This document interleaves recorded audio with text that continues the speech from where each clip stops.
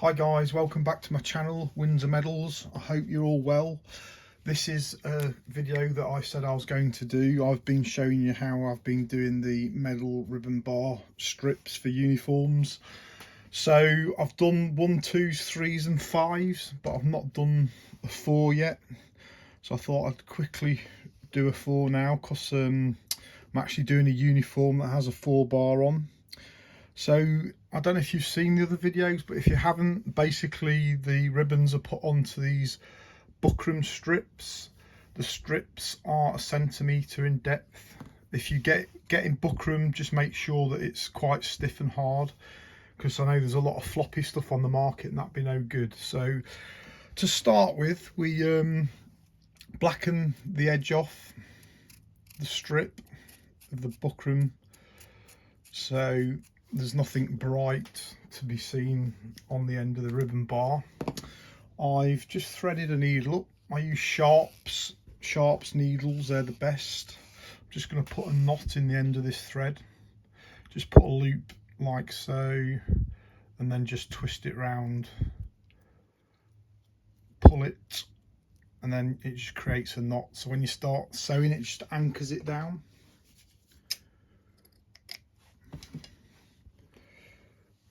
These are the old ribbons I've just taken off the uniform, so we're going to add a platinum to this group now. So it will be a 4 and a 3.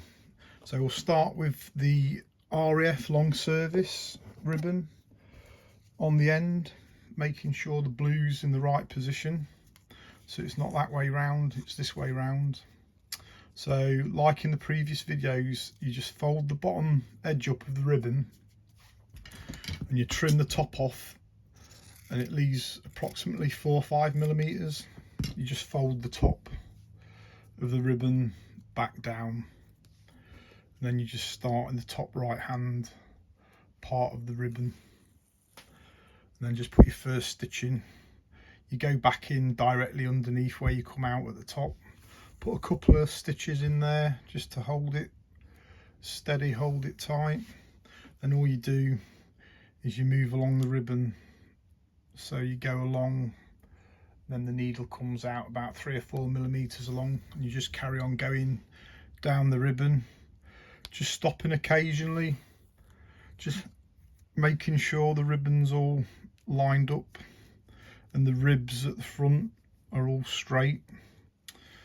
By the way, this is an old traditional way of doing these ribbon bars, so back in the day this is how they would have been done in the Second World War, First World War. It's just a hand stitched method of doing these ribbon bars. So you keep going along the ribbon, then when you get to the end of the ribbon, just put a couple of stitches in there. It just holds it tight.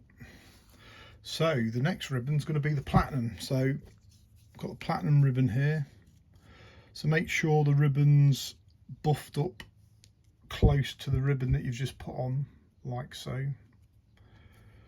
And then same detail, just fold the bottom edge up, make sure it's nice and tight to the other ribbon, and then just trim the top of the ribbon off. Fold the top ribbon down and then carry on sewing. So I'm going from one ribbon to the other ribbon now. So I've caught onto the next ribbon. We'll put a couple of stitches in here just to start.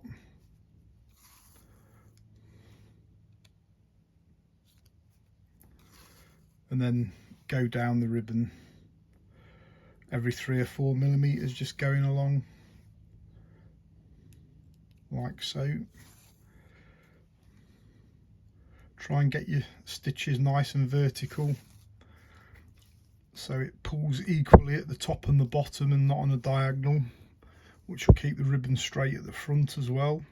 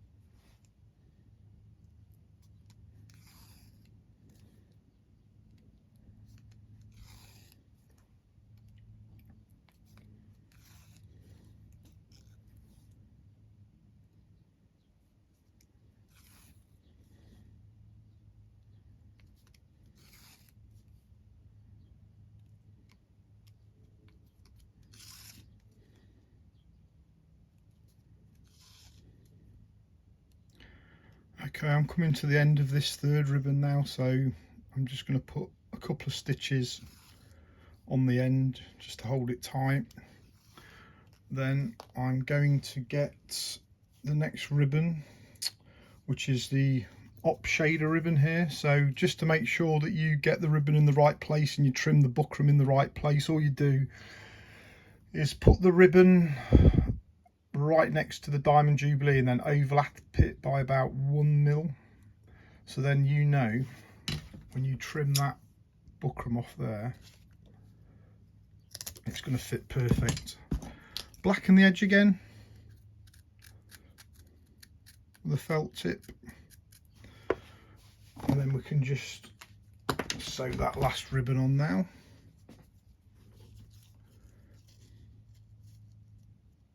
Look, you can see how the buckram fits perfectly into the ribbon. Just fold it up, trim it off, and then fold the top edge over. By the way, if you've got any questions or comments, please leave them down below in the comments section. I will get back to you. If this is the first time you're watching my videos, thanks for watching them. Right, so I'm going to go from this third ribbon to the fourth ribbon. Put a couple of stitches in to start with, just anchors it down a bit better.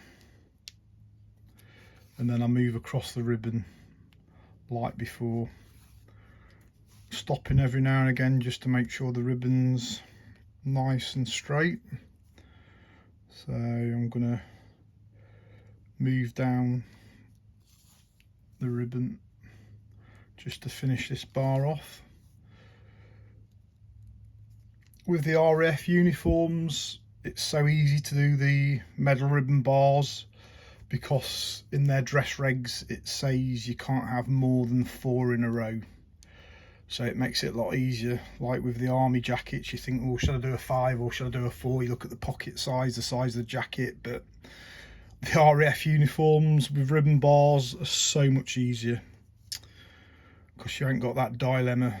Is it a 4 or is it a 5 at the bottom? Well, it's a 4 for the RAF. Okay, I'm just going to put a couple of stitches at the end just to anchor it down nice. And then just put a few stitches in just inside the ribbon bar there. You can tie off if you want, or you can just leave it. There's enough stitches there. So I'm just going to trim that off now. So if you've got any loose threads on the back there like we have here, you can just get the needle, you can just pull them out.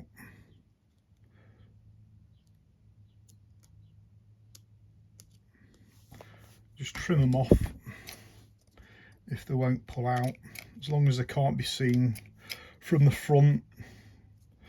There's one there as well. Just trim that off. So this op shader here has a rosette on it, so I can quickly just show you how to sew a rosette on. So basically the rosette goes into the center of the ribbon like so there. It's hand sewn on. This is to signify that when this guy's not wearing medals, that his op shader has a clasp on it. The operational service medals don't have to have a clasp on them. Sometimes they do, sometimes they don't. So basically, if somebody's got a rosette on their uniform, you know that that medal's got a clasp on the actual medal. And like I say, if there's no rosette on there, then you know the medal's got no clasp on. So I use invisible thread. You can get that anywhere on the internet. It's very thin, you can't see it, and it's ideal. You need quite a small needle because the holes in the rosette are really small, as you can see there.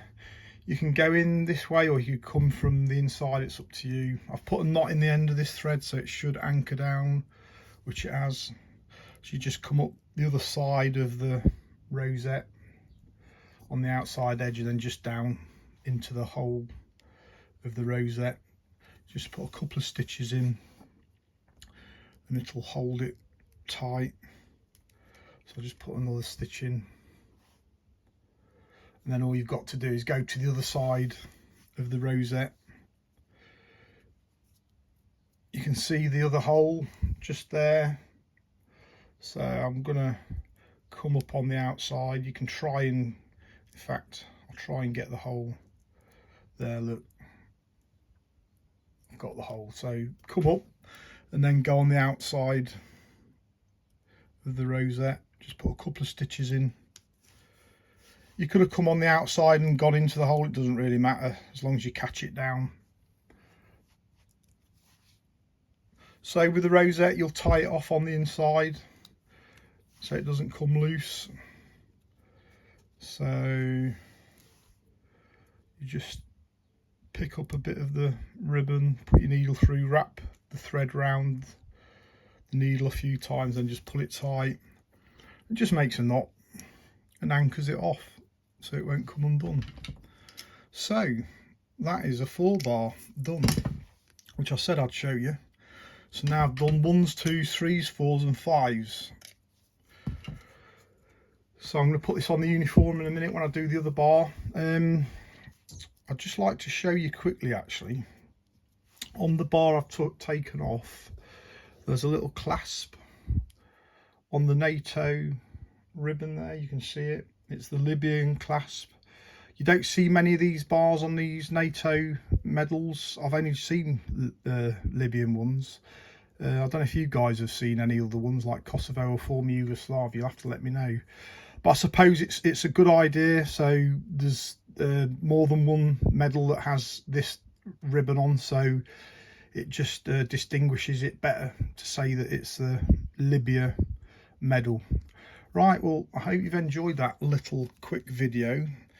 I much appreciate you watching it.